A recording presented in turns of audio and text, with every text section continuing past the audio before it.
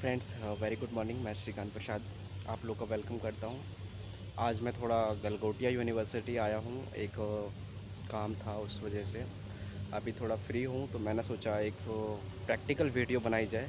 कल के इंसिडेंट को लेकर के एक हुआ था, और मेन इसमें जो फोकस है कि वह क्या रीज़न है कि क्रिमिनल केसेस में जो केस है वो सालों साल 10-20 साल लंबे लंबे चलते हैं, और उससे कई कई केसेस में अन्याय होता है, जिस वजह से लोगों को परेशानियां होती है।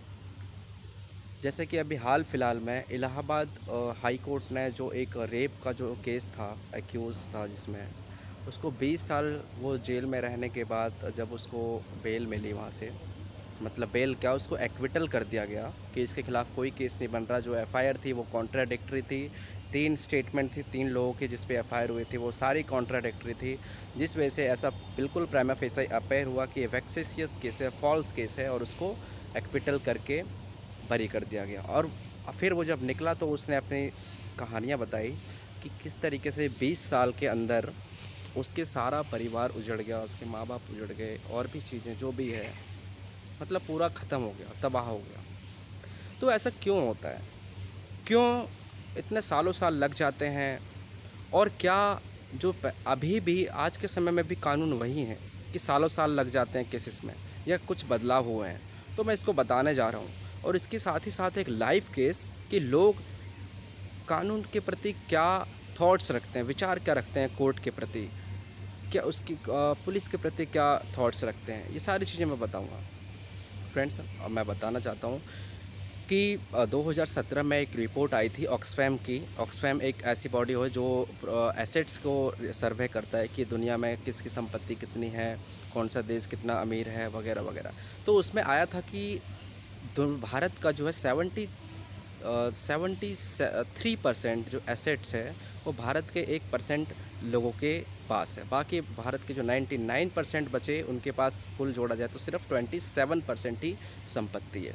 तो ये सारे किसकी कैटेगरी में आ गए? ये सारे आम आदमी की कैटेगरी में आए। और बात वही है कि आम आदमी हिंदुस्तान में आम ही बन के रह जाता है, जिसको सारे लोग चूस लेते हैं और गुठली निकाल के फेंक देते हैं। जबकि विदेशों में कानून की सख्त पालना होती है, क्योंकि वहाँ के लोग उसमें बहुत अच्छे कोऑपरेट करते हैं, इन्वॉल्व होते हैं। अभी आप बताता हूँ एक प्रैक्टिकल केस। जैसे, अच्छा, उससे पहले मैं ये बताता हूँ कि मैंने इसके लिए क्या किया है। तो 2000 अभी मैंने लास्ट मंथ में सुप्रीम कोर्ट में एक याचिका लगाई है, जिसका मेन मेन जिसमें पॉइंट यही है कि जो क्रिमिनल केसेस में है, लोगों को सालों साल 10-10 20-20 साल सिर्फ चक्कर काटने पड़ते हैं कोर्ट के न्याय पाने के लिए। तो ये ऐसा क्यों है और इसका कारण क्या है, वो सारी उस याचिका में डाली गई है। और उसका क्या रेजोल्यूशन है, क्या उसके सुझाव हैं, किस तरीके से हम इसको बहुत फास्ट कर सकते हैं। जैसे डेनमार्क का है, जैसे डेनमार्क एक कंट्री है, उसका बहुत अच्छा क्रिमिनल जस्टिस सिस्टम है। यूएस का है। तो वो सारी चीज़ें डाली है, और उस पर उम्मीद है बहुत ही अच्छा रिस्पॉन्स मैं ऑर्डर लाऊंगा। और ये इशू फर्स्ट हेयरिंग जब हुई थी जस्टिस एस ए बोबड़े जी के, मुख्य न्यायाधीश जो हैं भारत के, तो ये केस मेरा अलग ही इन लोगों ने अच्छा फेमस कर दिया, लोगों के कानों तक पे पहुँची कि इस तरीके की याचिका सुप्रीम कोर्ट में एक लगी है। अब सुनिए क्या है। देखिए, अब पहले तो आपको ये बताता हूँ कि कानून क्या है। कानून ये है कि सीआरपीसी में सेक्शन 309 है, जिस केस में बात करता है कि केसेस में जो जजेस हैं, जो मैजिस्ट्रेट्स हैं, वो किस तरह केसेस को मुलतवी करते हैं अगली सुनवाई के लिए। तो उसमें ग्राउंड्स लिख दिए गए हैं, और वो सारे ग्राउंड्स इस बार जो है कानून में बदलाव हुए हैं। इतने सख्त सख्त ग्राउंड्स लिखे गए हैं कि कोई भी केस उसमें मुलतवी उसको जब तक नहीं की जाएगी, जब तक उस केस में प्रोसिक्यूशन के, मतलब जो केस कर रहा है उसकी तरफ से, सरकारी वकील की तरफ से सारे जितने भी गवाह हैं, उनकी स्टेटमेंट रिकॉर्ड ना की हो गई हो डे टू डे बेसिस, मतलब 5-5 दिन, 2-2 दिन, 5-5 4-4 दिन, इस तरीके के अंतराल उनको तारीख मिले, और उसमें विटनेस उसकी जो है स्टेटमेंट लोगों की रिकॉर्ड की गई हो, प्रोसिक्यूशंस की। उसके बाद दूसरी चीज़ ये है कि कोई भी आप अगर मुलतवी करते हैं, तो आपको ये ध्यान में रखना है कि कोई भी मुलतवी सिर्फ इस बेस पे नहीं करना है कि वकील आज आया नहीं है, वकील नहीं आया, वकील के पास बहुत केस हैं, दूसरी जगह गया हुआ है, तो इसमें ये है, तो अभी जो है विटनेस नहीं आया, तो कंप्लेनेंट नहीं आया है। तो ये सारी जो छोटी-मोटी जिन चीज़ों पे पहले मुलतवी की जाती थी केसेस, वो सब ख़त्म कर दिए गए हैं। अब कोई भी मुलतवी अगर करता है कोर्ट, तो उसको बहुत ही स्पेसिफिक ग्राउंड्स, रीज़न्स लिखने हैं। अब अभी भी क्या होता है कि कोर्ट यूँ ही ऐसे ही बिना किसी ग्राउंड के एडजर्नमेंट दे देती है। तो हाँ, वकील का काम होता है कि माय लॉर्ड, जज साहब, योर ऑनर, आपने कैसे एडजर्नमेंट दे दी? कोई ग्राउंड ही नहीं बनता एडजर्नमेंट का एज़ पर सेक्शन 309। हुँ, Baljeet Singh versus state of Punjab का केस था, जिसके केस में भी ये सारे डिटेल बताया गया कि कोई भी केसेस मुलतवी नहीं दी जा सकती है, सिर्फ़ फालतू के ग्राउंड्स पे। तो ये चीज़ है, ये चीज़ पता चल जाए तो वकील लोग फिर करेंगे कोर्ट में कि भाई क्यों आप कैसे दे सकते हैं केसेस को लंबे टाइम, ये अलग मामला है। अब बताता हूँ कि लोगों का कोर्ट के प्रति और पुलिस के प्रति क्या थॉट्स है, विचार है। तो लोग जो हैं बहुत ही ज़्यादा, मतलब कि अब देखो पुलिस का पास तो ये है कि पुलिस आपको तो परेशान कर देगी और पुलिस को आप रोक नहीं सकते, तो पुलिस तो करेगी, ठीक है, क्योंकि पुलिस का काम है लॉ एंड ऑर्डर को मेंटेन करना, मगर वो लॉ एंड ऑर्डर को मेंटेन कम, परेशान ज़्यादा करते हैं। और आदमी बच नहीं सकता कि नहीं, नहीं मैं परेशान नहीं होना चाहता पुलिस से, वो करेगी तो वो होएगा ही। तो उसको झेलने के लिए क्या करते हैं, पुलिस वाले कहते हैं इधर कर दो, उधर कर दो, सर एक्स वाई जेड करो, और वो लोग करते हैं, चाहे जो भी हो। पैसे देना, बातचीत करना, सेटलमेंट करना, सारे काम दलालों की तरह होते हैं।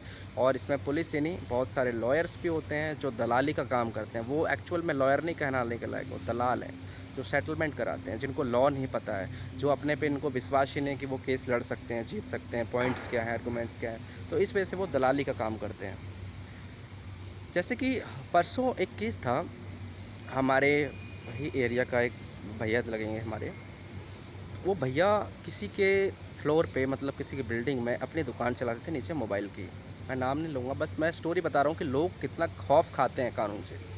फिर कहते हैं कि आम आदमी को न्याय नहीं मिलता। आम आदमी को न्याय इसलिए नहीं मिलता क्योंकि वो खुद ही नहीं चाहता उसको न्याय मिले, वो खुद ही दब दब कर कुचल के इस तरीके से वो रहना चाहता है। उसका क्या हुआ कि उसकी शॉप थी, तो उसका मकान मालिक 7 साल से रह रहा था वहाँ पे, वो दुकान में अपनी शॉप चला रहा था। उसका मकान मालिक पिछले 2 साल से उसको बहुत टॉर्चर करने लगा, बहुत ही ख़तरनाक टॉर्चर, कि मैं तुझे मरवा दूँगा, जान से मार दूँगा, तेरी पत्नी को ये कर दूँगा, तेरे ऊपर केस कर दूँगा, झूठ है, तुझे मारूँगा। और 2-3 बार उसकी दुकान में घुस करके बदतमीज़ी, मारपीट, पूरी मतलब बेइज्जती होते हैं ना, कि इसका एक तो जुल्म ढाना, वो जुल्म ढाए। उसके बाद भैया ने अभी तक उस पर कुछ किया नहीं था, तो क्या हुआ मेरे को पता चली बात, तो मैंने इनको समझाया। लेकिन अभी भी स्थिति ये है कि बहुत इतना डरे हुए हैं कि नहीं भैया, कोर्ट तो जाना ही नहीं है, आप जो है हमारा यहीं सेटलमेंट करवा दो। अब पुलिस इसको इधर उधर बुलाती है सेटलमेंट करने के लिए, पैसे वैसे खाने के लिए, ऐसी सी बहुत सारी चीज़ें हैं। लेकिन यही है कॉमन परसेप्शन कि लोग चाहते हैं कि नहीं नहीं, कोर्ट तो मूव ही नहीं करना है, कोर्ट तो हमें कोई लेके ही नहीं जाए, हमारा सारा काम पुलिस में ही, चाहे जितने पैसे लग जाए, जितना जो लग जाए। लेकिन लोगों को ये नहीं पता कि कोर्ट जब मामला जाएगा तो आपके साथ सही तरीके से न्याय होगा। आपको 1 रुपया फालतू का नहीं देना है, जो प्रोविज़न है वही होगा।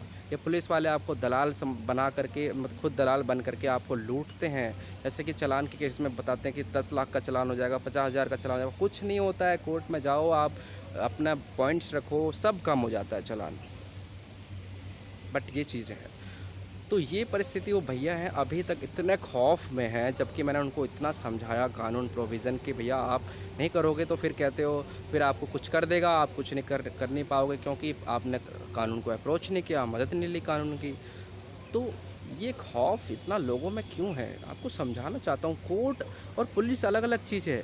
पुलिस एग्जीक्यूटिव बहुत बेकार चीज़ है। ये लोग साले, मैं क्या बोलूँ, ये लोग लोगों को परेशान करते हैं सिर्फ, जबकि कोर्ट इन लोगों को परेशान करती है, वकील इन लोगों को परेशान करते हैं जो आम आदमी को परेशान करते हैं। तो आप कभी भी कोई मैटर हो जाए, कभी भी पुलिस के साथ कोई सेटलमेंट ना करें, पुलिस के साथ दलाल जैसी काम ना करें। ये सारे इल्लीगल काम है। आप जिस दिन एक्टिव हो जाओगे, उस दिन से हिंदुस्तान सही दिशा में जाने लगेगा। ठीक है, आप लोग कोर्ट जाइए, आपका कोई भी मैटर, इशू, कुछ भी चीज़ होता है, आप कोर्ट के सामने हेल्प लीजिए। कोर्ट आपके साथ बहुत ही अच्छे से व्यवहार करेगा। बहुत लोग कोर्ट, आज तक कोर्ट का मुंह नहीं देखे हैं, जिस वजह से इतना घबराते हैं। जिस दिन आप देख लोगे, उस दिन आप बोलोगे नहीं, अब तो भैया हमें कोर्ट ही जाना है हर काम को लेकर के। तो ठीक है फ्रेंड्स, ये मैंने आपको बताया कि आप लोग कभी पुलिस से डरे नहीं। जो भी काम हो, कोर्ट जाइए, बोलिए कि हम कोर्ट में देख लेंगे, कोर्ट में भेज दो, वगैरह वगैरह। Thank you friends, bye.